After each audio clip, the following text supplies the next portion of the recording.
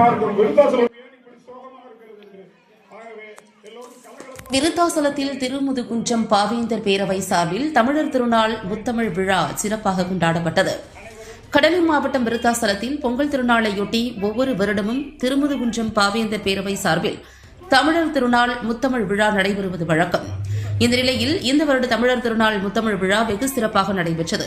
முன்னதாக இவ்விழாவானது வழக்கறிஞர் பூமாலை குமாரசாமி தலைமையில் வழக்கறிஞர் சந்திரசேகரன் முன்னிலையில் நடன அரங்கம், விவாத அரங்கம், மாணவர் அரங்கம் நடைபெற்றது. இதில் பங்கேற்ற பள்ளி, கல்லூரி மாணவர்கள் சுதந்திர போராட்ட வீரர்கள், தேசிய தலைவர்களை பற்றி பேசினர். அதன் பிறகு முத்தமிழ் விழா குரல் மேடை அரங்கு பகுதியில் திருவள்ளுவர் வலியுறுத்துவதில் முதன்மையானது அன்பா அறமா என்னும் தலைப்பில் பேராசிரியரும் பேச்சாளருமான கனகா சதீஷ்குமார் நடுவராக பங்கேற்ற பட்டிமன்றம் நடைபெற்றது.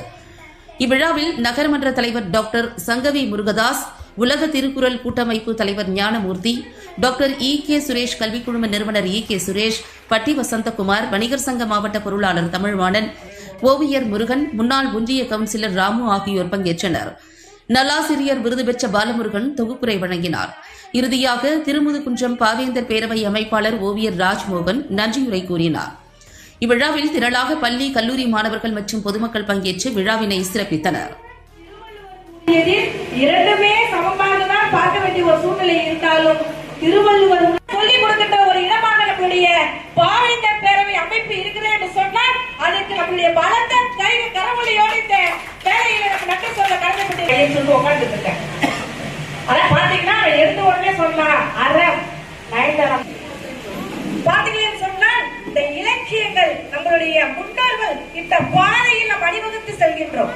புதிதாக ஒரு பாதையை தெரிவு செய்தோம் என்று சொன்னால் ஏற்கனவே சொல்லிடுச்சு. அதுக்கு பின்னாடி வந்த புராணா இருக்கட்டும், பட்டினிப்பாளையா இருக்கட்டும், ராஜ்மோகன் ஐயா அவர்களுக்கு மீண்டும் ஒரு